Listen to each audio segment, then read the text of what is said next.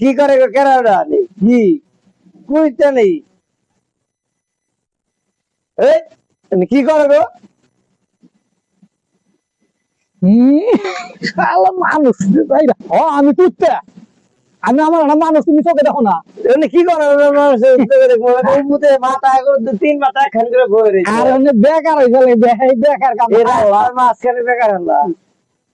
আতর মাতর তোমরা জীবনে সবচেয়ে বড় ঢাকা হইলে বড় কষ্টের জিনিস হইলে আগাটা আর সবচেয়ে আরামের জিনিসটা হচ্ছে আগাটা তুমি কি বুঝবা